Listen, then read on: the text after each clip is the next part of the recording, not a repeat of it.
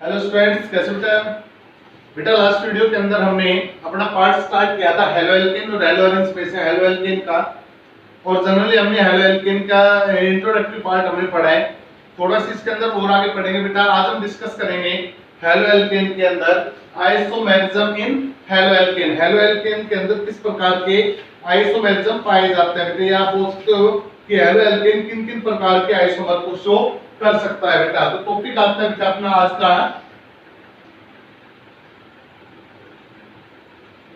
Isomerism of halo alkane. Isomerism of halo alkane. Halo alkane के isomerism की बात करेंगे। Isomerism in halo alkane. Halo alkane के अंदर किस प्रकार के आइसोमर पाए जाते हैं बेटा? तो इसमें बोला बेटा कि जो आपका हेलो एल्केन होता है ये जनरली टू प्रकार के आइसोमर को शो करता है बेटा। Two types isomerism. ये दो प्रकार के आइसोमेरिज्म को क्या करता है बेटा? शो करता है। सबसे पहली बात आती है बेटा, काफी स्टूडेंट ऐसे भी होंगे जिनको ये तक नहीं पता होगा कि व्हाट इज आइसोमर। आइसोमर क्या होता है बेटा? तो सबसे पहले आइसोमर देख लो बेटा, क्या होते हैं आइसोमर, ताकि टॉपिक क्लियर हो जाए आपका। आइसोमर देखिए बेटा, क्या होता है बेटा आइसोमर? ये होता है बेटा the compound having same composition but different properties।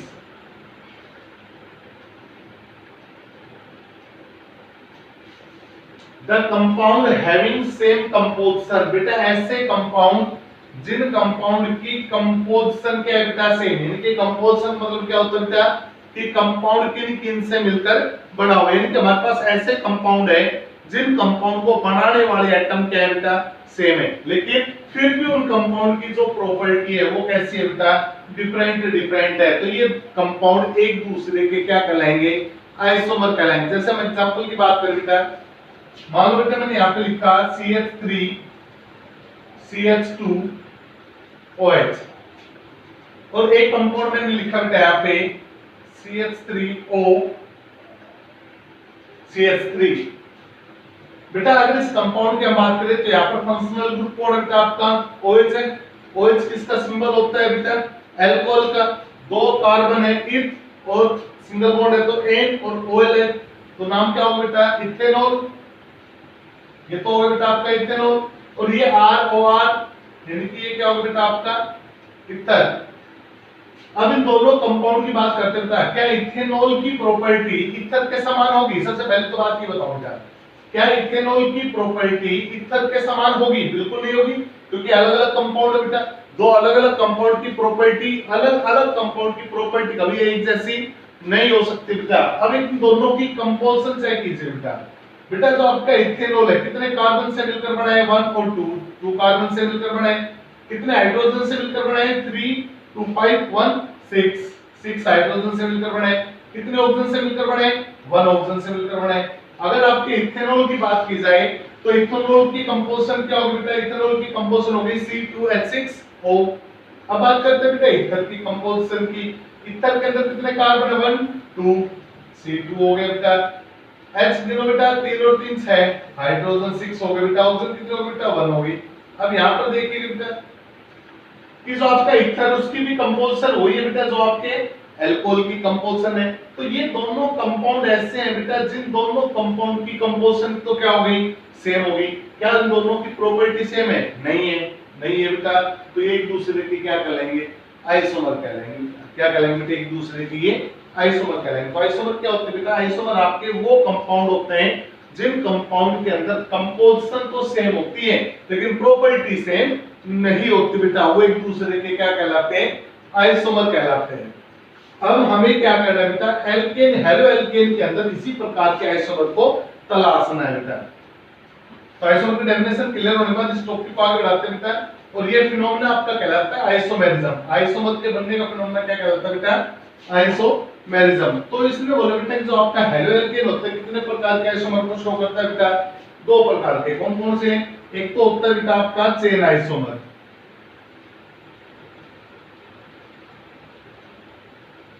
एक हो गया बेटा आपका चेन आइसोमर, और दूसरा होता है बेटा आपका पोजीशन आइसोमर। पोजीशन आइसोमर आपका हेलो एल्केन जनरली दो प्रकार के आइसोमर को शो करता है, एक तो चेन आइसोमर और एक कौन सा होता है पोजीशन आइसोमर। आइसोमर का मतलब साफ हो जाना चाहिए बेटा, आइसोमर का मतलब ऐसे कंपाउंड जिनकी कंपोजिशन क्या है सेम है, और आगे लिखा हुआ है क्या चेन। चेन का मतलब कार्बन एटम की चेन कैसी होगी डिफरेंट डिफरेंट होगी, तो कौन से आइसोमर कहलाएंगे चेन आइसोमर कहलाएंगे। चलो बेटा चेक करते हैं, देखिएगा डेफिनेशन हमने क्या बोला बेटा, the compound having same composition but different in carbon atom in parent chain। ऐसे कंपाउंड जिन कंपाउंड की कंपोजिशन क्या है बेटा सेम है, ऐसे कंपाउंड जिन कंपाउंड की कंपोजिशन क्या है बेटा सेम है, लेकिन चेन के अंदर कार्बन एटम की संख्या कैसी है बेटा डिफरेंट डिफरेंट है। देखो बेटा आपने प्लस वन के अंदर आईयूपैक नेम पढ़े थे, आईयूपीएसी नेम पढ़े थे बेटा, तो आईयूपीएसी नेम में सबसे पहले आप क्या करते थे, आईयूपीएसी नेम में सबसे पहले आप सबसे लंबी कंटिन्यू कार्बन चेन का सिलेक्शन करते थे बेटा। You have to select the longest continuous carbon chain, that is the first rule for the IUPAC name। IUPAC name का या IUPAC किसी भी कंपाउंड का अगर मैं IUPAC नेम लिख रहा है तो उसका पहला रूल आपको क्या बोलता है कि सबसे पहले सबसे लंबी लगातार कार्बन एटम की चेन का क्या कर लो सिलेक्शन कर लो, उसका चुनाव कर लो बेटा। तो वही तो रूल यहाँ पर काम करेगा बेटा। चलिए एग्जांपल लेते हैं बेटा, मान लो हमने यहाँ पे लिखा CH3 CH2 CH2 CH2 CH2 Cl, और एक हमने यहाँ पे लिखा बेटा कि CH3 CH2 CH3 CH3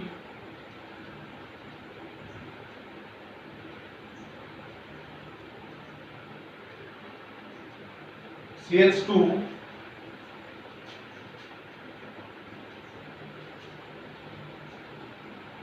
Cl। ये देखिए बेटा, अब सबसे पहले काम सबसे पहले सबसे लंबी कार्बन चेन का क्या करते थे सिलेक्शन करते थे हम। तो यहाँ पर सबसे लंबी कार्बन चेन कितने कार्बन की बनी है बेटा 5 कार्बन की बनी है। ये आपका फर्स्ट सेकंड थर्ड फोर्थ और फिफ्थ, आपकी पेरेंट्स चेन में कितने कार्बन हो गए 5 कार्बन हो गए बेटा।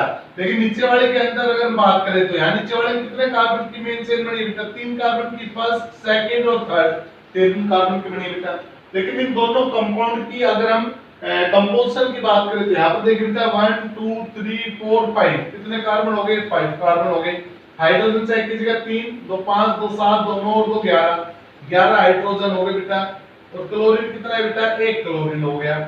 अब नीचे वाले की कंपोजिशन की बात कीजिए बेटा 1 2 3 4 5 कार्बन 5 हो गए, 3 6 9 2 11 हाइड्रोजन 11 हो गए, और एक कौन हो गया Cl। अब इन दोनों फार्मूलों को चेक करो बेटा, क्या दोनों फार्मूले सेम नहीं है बेटा?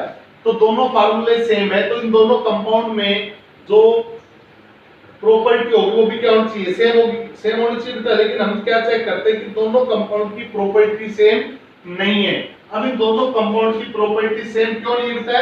क्योंकि इस कार्बन के इस कंपाउंड के अंदर कार्बन एटम की कितनी चेन बनी है बेटा 5 कार्बन एटम की चेन बनी है, नीचे वाले में 3 कार्बन एटम की चेन बनी है। तो ऐसे कंपाउंड जिन कंपाउंड की कंपोजिशन तो क्या हो बेटा सेम हो, लेकिन पेरेंट्स चेन के अंदर कार्बन एटम की संख्या कैसी हो डिफरेंट डिफरेंट हो, क्या कहलाएंगे बेटा वो एक दूसरे के चेन आइसोमर कहलाएंगे। क्या कहलाएंगे बेटा वो एक दूसरे के चेन आइसोमर कहलाएंगे। अब आ जाओ बेटा किसके ऊपर पोजीशन आइसोमर के ऊपर। अब देखिएगा बेटा पोजीशन आइसोमर क्या होते हैं, the compound having same composition but different in the position of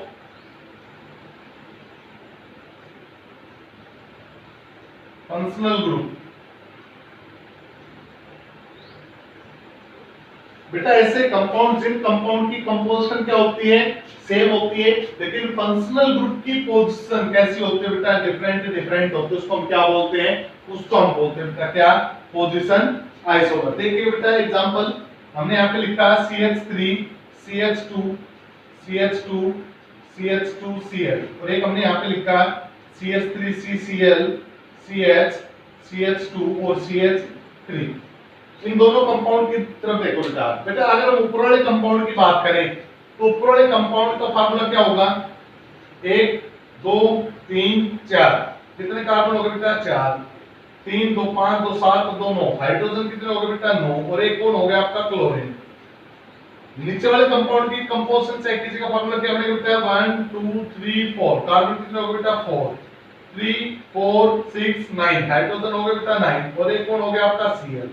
दोनों कंपाउंड का फार्मूला देखो बेटा, दोनों कंपाउंड की कंपोजिशन क्या आ गई, सेम। तो अब इन दोनों कंपाउंड में डिसिमिलरिटी क्या है, यहाँ पर जो आपका फंक्शनल ग्रुप है वो कौन से कार्बन पर बैठा है बेटा, पहले कार्बन पर बैठा है, और यहाँ पर जो आपका फंक्शनल ग्रुप है वो कौन से कार्बन पर बैठा है बेटा, दूसरे कार्बन पर बैठा है। तो वही तो हमने ऊपर बोला बेटा कि ऐसे कंपाउंड जिनका फार्मूला क्या हो, सेम हो, लेकिन फंक्शनल ग्रुप की पोजीशन कैसी हो बेटा, डिफरेंट डिफरेंट, तो क्या करेंगे बेटा, एक दूसरे के पोजीशन आइसोमर। तो हमने बोला बेटा कि जो अपना हेलो एल्केन है उसके द्वारा कितने आइसोमर शो किए गए, दो प्रकार के आइसोमर शो किए गए बेटा, एक तो चेन आइसोमर जो कार्बन एटम की चेन के अंदर डिफर करते हैं, और दूसरे बेटा कौन से, पोजीशन आइसोमर जो फंक्शनल ग्रुप की पोजीशन पे डिफर करते हैं बेटा। तो इस प्रकार से हम बोल सकते हैं कि जो आपका हेलो एल्केन होता है उसके अंदर कितने प्रकार के आइसोमर लाई करते हैं बेटा, दो प्रकार के। आगे हम बात करते हैं बेटा hybridization and structure of halo alkane.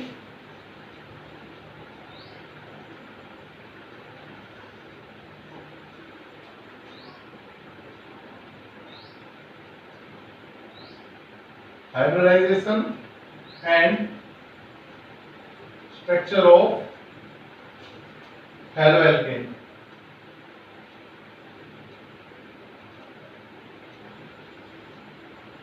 अगर बेटा हमसे कोई ये पूछे कि हेलोएल्केन के अंदर कौन सी हाइब्रिडाइजेशन पाई जाती है और उस हाइब्रिडाइजेशन के अकॉर्डिंग इसकी स्ट्रक्चर क्या होगी, तो उसके ऊपर डिस्कस करते हैं बेटा। जनरली आज सुबह ही हमने एक बात पढ़ी थी बेटा कि जो आपका हेलोएल्केन होता है वो क्या होता है बेटा, एल्केन का डेरिवेटिव होता है। जो आपका हेलोएल्केन होता है वो क्या होता है बेटा, एल्केन का डेरिवेटिव होता है, यानी कि इसका जो जन्म है वो कहां से हुआ बेटा, एल्केन से हुआ है। तो जो एल्केन की हाइब्रिडाइजेशन और जो एल्केन की स्ट्रक्चर होगी वही स्ट्रक्चर इसकी होगी बेटा आपके हेलोएल्केन की होगी। फर्क क्या होगा, फर्क ये होगा बेटा कि एल्केन के अंदर जो कार्बन एटम के साथ हाइड्रोजन जुड़े हुए थे उन हाइड्रोजन के स्थान पर कौन आ जाएगा बेटा, आपका हाइड्रोजन एटम आ जाएगा बेटा, जिसकी वजह से हाइब्रिडाइजेशन और स्ट्रक्चर पर कोई भी असर नहीं होगा बेटा। हम क्या बोल सकते हैं बेटा, सिंपल अगर हम सोचना चाहे और बोलना चाहे तो हम ये बोल सकते हैं बेटा कि अपना जो हेलोएल्केन है it is the derivative of alkene. जो अपना हेलोएल्केन हो किसका डेरिवेटिव है बेटा, एल्केन का डेरिवेटिव है। तो एल्केन के अंदर कौन सी हाइब्रिडाइजेशन होती है बेटा, sp3 हाइब्रिडाइजेशन। एल्केन में कौन सी होती है बेटा आपकी sp3 हाइब्रिडाइजेशन। तो आपके हेलोएल्केन में कौन सी होगी, sp3 हाइब्रिडाइजेशन होगी। फर्क क्या होगा, फर्क ये होगा बेटा कि sp3 के अंदर टेट्राहेड्रल ज्योमेट्री होती है जिसके अंदर चार कॉर्नर बनते हैं बेटा। उन चार कॉर्नर में से एक दो कॉर्नर के ऊपर आपका कौन बैठा होगा, हाइड्रोजन के स्थान पर हाइड्रोजन बैठा होगा। चलो बेटा चेक करते हैं किस प्रकार से इसकी हाइब्रिडाइजेशन को हम कैलकुलेट कर सकते हैं। मान लो सपोज करो हमसे बोला गया है कि CH3Cl की हाइब्रिडाइजेशन कैलकुलेट कीजिएगा। तो इसके अंदर सबसे पहले हम क्या करते थे बेटा, कार्बन आपका सेंट्रल एटम होता था, ये सब कुछ हम प्लस वन के अंदर सीख चुके हैं। तो कार्बन आपका जब सेंट्रल एटम है तो कार्बन के इलेक्ट्रॉनिक कॉन्फ़िगरेशन क्या लिखते हैं बेटा, ये लिखते हैं 1s2 2s2 और 2p2। ये होता है बेटा ग्राउंड स्टेट के अंदर। अगर इसको बनाना चाहे तो ग्राउंड स्टेट में क्या बना सकते हैं बेटा, तो ये हो गया बेटा आपका 2s ऑर्बिटल, ये होगा बेटा आपका 2p ऑर्बिटल, ये 2s ऑर्बिटल और ये होगा बेटा आपका 2p ऑर्बिटल ग्राउंड स्टेट के अंदर है बेटा।